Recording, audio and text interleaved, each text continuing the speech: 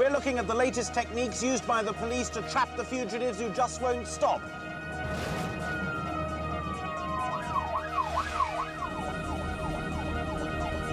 I'm with the instructor who's going to test those tactics to the limit.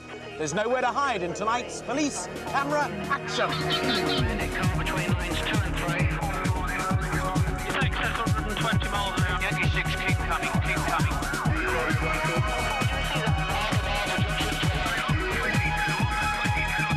230 southbound.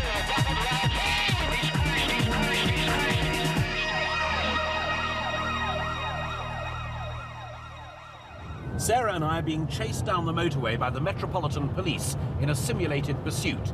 Now, bringing any pursuit to a safe and swift conclusion is an absolute priority for the police. And one standardized procedure that's been developed with that specifically in mind is called TPAC, Tactical Pursuit and Containment. Now, just to see how effective that tactic really is, Sarah's going to do her best to escape. But the drivers in our next set of clips were not so fortunate in trying to escape the attentions of the police.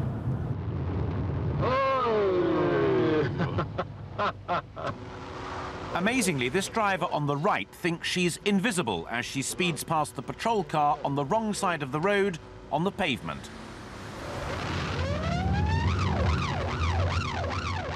She's wrong, as is the driver of the red sports car, who darts out of the queue ahead and dashes through a red light. He narrowly misses oncoming traffic. He too has nowhere to hide and is followed and stopped.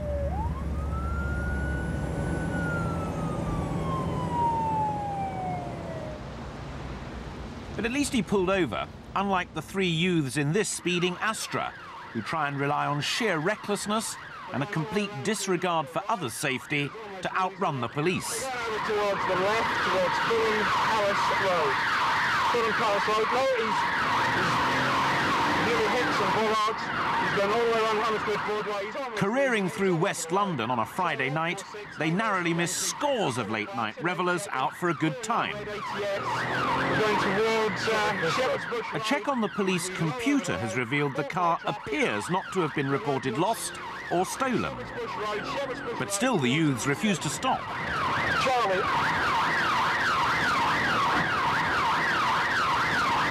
He's still failing to stop. Right, Vauxhall Astra. We're on the wrong side of the road, on Shepherd's Bush Road, wrong side of the road. He's still going for it. He's just missed an IRV coming the other way. The police driver is determined to keep up with his target car, but is also determined to follow them in as safe as possible a way. He slows down for the numerous red lights and pedestrian crossings, all ignored by the fleeing youths. 75 miles an hour. He also has the advantage of his blue flashing lights and sirens to warn people of his presence. Shepherd's Bush Road, wrong side of the road still. It's not on the police computer yet, but the car has been stolen from a Buckinghamshire railway station earlier in the evening. Wrong side of the road still. 60 miles an hour, coming up to a lot of traffic.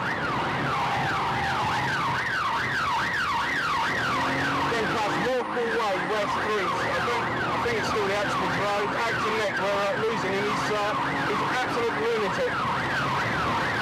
He's hit a car just past Acton Neck. There's a lot of debris about. The youths hit one car, a taxi, but worse is to follow. Oscar from Bowenon's here. He's hit a car in a big way, a very big way. Fortunately, no one was seriously hurt in the collision. This man will not stop. He's still on the road. Here's anyone else on the channel. Do not get in his way. Do not. He will hit you. He's lost it. We're coming up. We're going right towards Hounslow and Brentford. He went wrong side of the road and almost lost it. As with most pursuits, the end is predictable. He's lost it. Bail him out. Go after the driver. Police capture the driver and front seat passenger, both aged 15. They're banned from driving and their parents are bound over to take proper control of their sons. The backseat passenger first rescues his dog from the car, but drops it as he stumbles. The 23-year-old is later arrested when he returns to retrieve his pet and is jailed for 7 months. I'm still on the run in the red car below to demonstrate how the police use a posse of police cars to box in and capture a fleeing criminal. Approaching the on-slip, junction 4, stand by. Sarah and I have done well to avoid being stopped so far by the patrol cars behind, but we're about to come head-to-head with the TPAC team. Their job, through careful coordination and instruction, is to trap us. We're lane 3, lane 2, lane 1.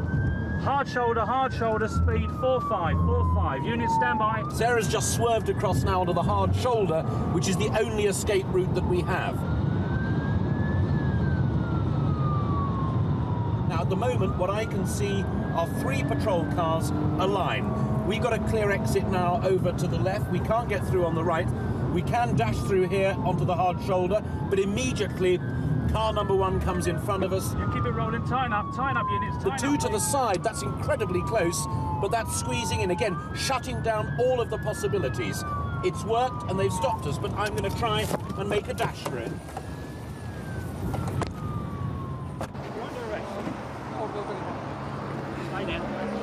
So there you are. It's all over.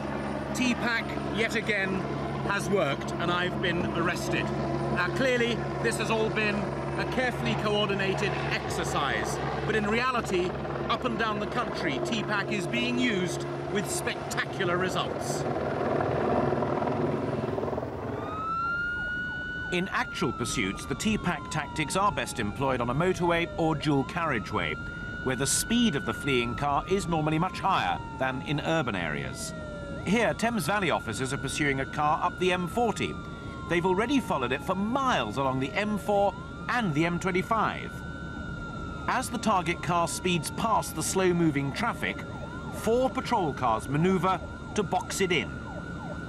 The pursuit started when police were called to a bungled house burglary near Reading. But unlike training, out here there is a real risk of car-to-car contact, and police skills are pushed to the limit. The only way these suspects will stop is when they literally run out of road, and the officers have to physically push them to the side of the motorway.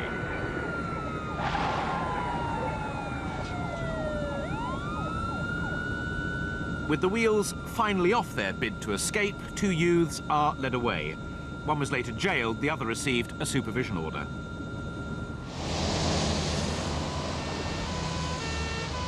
Yeah, there's one person in the vehicle. It's driving not too bad. I can't give a description. This car's being pursued in heavy rain, but TPAC works in all weathers. Here on the M6, police officers from Staffordshire are pursuing a driver suspected of using credit cards stolen from Leicester. Nowadays, criminals like to take to the motorway for their getaway. It's in the mistaken belief that they can elude police by crossing county borders. But close cooperation between forces means that there's no escape for this criminal. Slow-moving traffic enables the police cars to move around the runaway car and box it in. All escape routes are blocked, and the driver has no option but to give up. Yes, we're slowing down.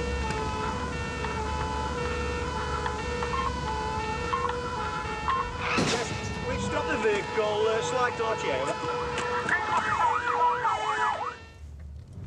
Modern technology has so far failed to come up with a fast and accurate way of testing if motorists have been driving under the influence of drugs. Well, here in Cleveland, police officers have been piloting a series of tests, last used by British police in the 1960s, to identify drink drivers. They are old-fashioned sobriety tests. Stopped in relation to your manner of driving. I wonder if you carry out a few tests with us. Certainly. Formally, they're known as field impairment tests, to measure my awareness of time and space, which clearly would be impaired if I had been taking drugs. The tests may involve trying to touch the tip of my nose with my finger, closing my eyes, tilting my head back and count to 30. I may be asked to extend one leg, stretch the toes out and count 1,000, 2,000, 3,000. And then there's another that you may be familiar with, which is to walk in a straight line, one foot in front of the other, turn round and do it again. They also carry this card, which is to check for pupil dilation. Now, if I fail those tests, I'd then be taken to the police station where I'd be given further medical checks. Now, these tests have proved enormously successful in the United States in identifying unfit drivers, as our next clips show. Any questions about that? No one is more unfit than this driver in Pinellas County, Florida, who just won't stand still as the officer explains the test. Okay, Miss, don't start yet. Remember, all I want you to do, left foot on the line, right foot in front of it, touching heel toe, hands down by your side, and stand in this position. Don't do anything else until I finish demonstrating the test for you. Right. Okay, Miss Mc... You started again. My left. I thought you wanted me to stop. I'm sorry. No, sir. No, sir. I just want you to stand. Watch me. Okay, can you do this? And stand there. Don't do anything else. Okay. No, Mr. Mc... Don't start. Don't start. Don't start. Okay. You see what I'm doing here? You see what I'm doing here? This is what I want you to do. Just stand here, just like that. Stand on top of that line, just like this. Okay. All right, left foot on it, right foot in front of it, and you can be... But when the man finally is allowed to take the test, despite his numerous rehearsals, he completely fails to toe the line.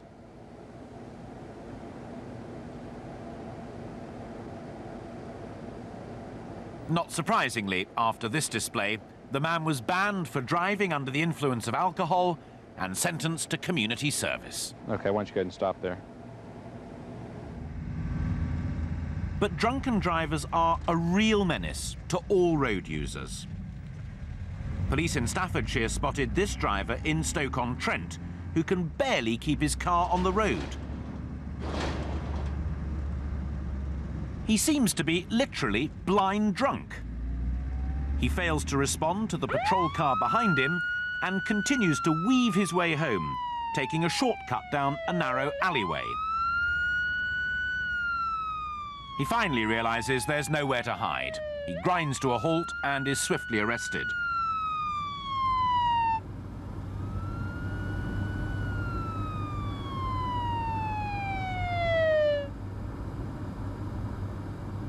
The driver, clearly worse for wear, is later fined £300 and disqualified from driving for 18 months.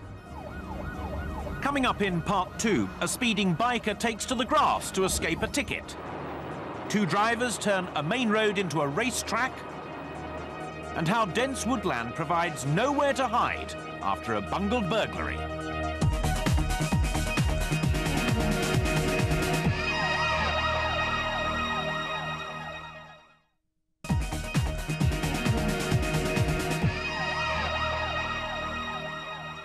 A mother is struggling to cross a busy road with 2 children and a heavy bag of shopping, but no one wants to let her through. Amazingly, she takes matters into her own hands and moves her family into the middle of the road. But still, no one cares. A fatal accident is only narrowly averted. Last year, 3,421 people were killed on Britain's roads. That's the equivalent of the entire population of an average village wiped out every year. And each of those deaths costs the British taxpayer nearly £1.5 million. Now, when there is a fatality on the roads here in Dyfed Powys of Wales, members of the Accident Investigation and Prevention Unit turn up on the scene. Through reconstruction and careful measurement, they can ascertain exactly what happened. By comparing skid marks from the reconstruction with skid marks from the actual accident, officers can then work out precisely the speed at which the driver was travelling. All distances are then carefully measured by laser. Then all that information is then loaded onto a computer data card like this, which is then used to create a computer sketch of the whole incident. More often than not, officers find that human error was to blame. Like the driver on the left, barging in at this junction. Or this driver, who changes lanes without looking. It's at complicated junctions that people seem to lose all sense of direction, as here in Denmark.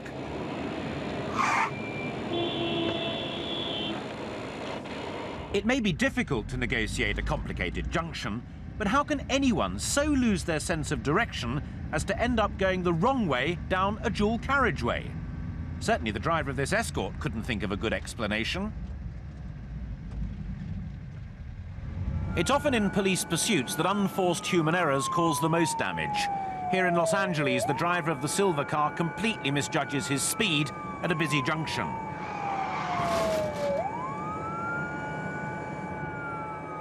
Disorientated from the accident, he first runs round before stopping and giving himself up.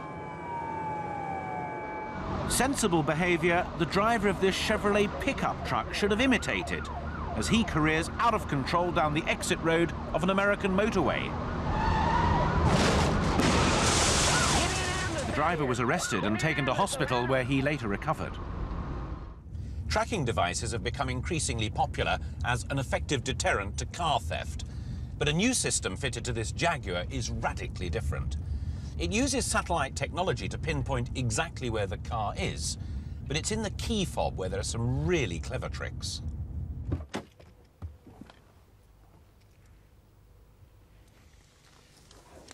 I've come across an abandoned car in a country lane. I've no idea if it's been stolen, broken down, abandoned, but I can't get through, so I'm going to use the fob to contact the emergency services. Hello, emergency services. Oh, hello, good afternoon.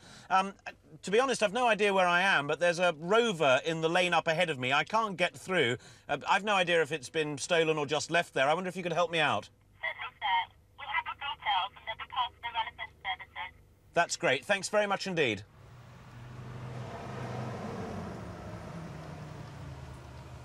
The system helps guide the police to our precise location, but it's a huge advantage to all of the emergency services, getting them quickly to the scene of an accident or indeed the location of a stolen car.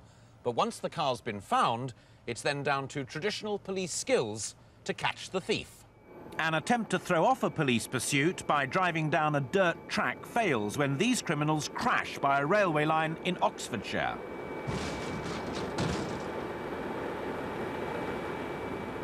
The men quickly try and hide in the heavy undergrowth of the railway embankment.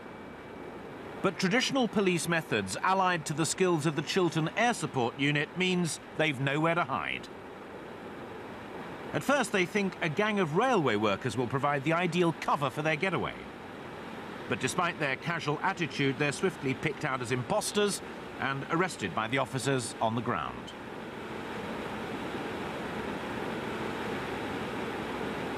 The gang were later sentenced to a total of 21 months in jail. It's textbook cooperation between ground officers and the helicopter unit, as is this search for a burglar hiding out in an industrial estate in Lancashire.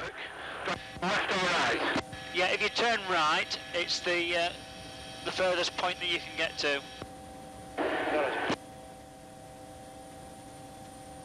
The crew of the helicopter think that the man is hiding in a skip and guide in the ground officers. That way, keep going, keep going. Keep going there. To your left now, there's some kind of container there.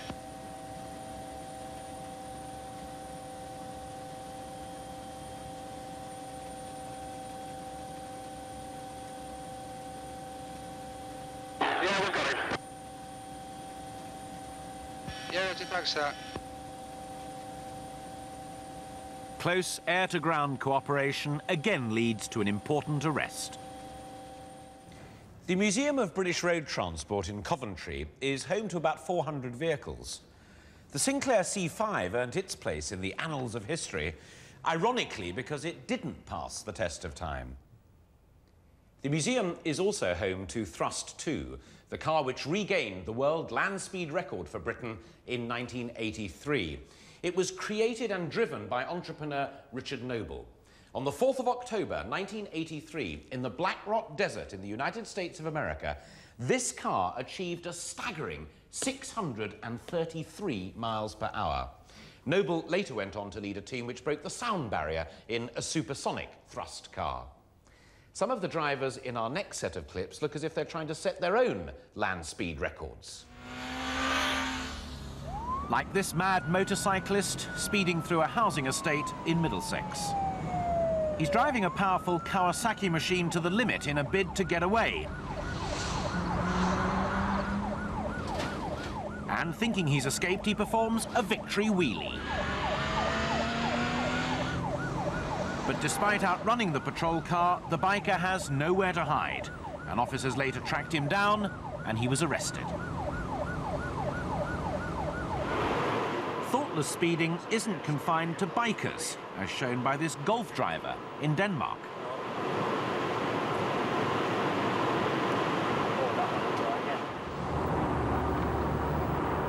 Speeding on your own is bad enough, but racing against another car on the public highway is complete madness.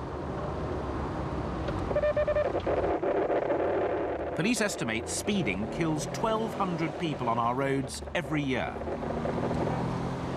These two cars, chasing each other along the A174, were clocked by Cleveland officers, who have to accelerate to more than 100 miles an hour just to keep up with them. The police car's speed is shown at the bottom right-hand corner of the screen. Amazingly, both cars have passengers on board, but this doesn't deter the two racers. When the cars are eventually stopped, the two drivers explain that they didn't know each other, but they were racing against each other in a bid to prove their car was faster than the other driver's was. The Cleveland officers travel at a constant pace to carry out an official speed check, recorded at the bottom left of the picture. It shows the average speed of the target cars is more than 113 miles an hour.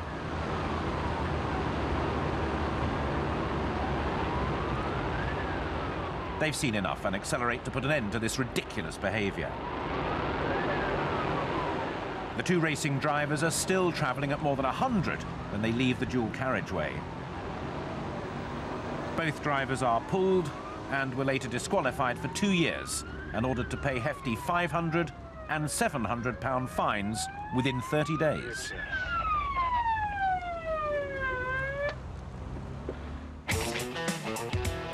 Like speeding, drink driving is no laughing matter. But it is difficult not to smile at the alcohol-induced antics of some offenders, like this woman in Florida.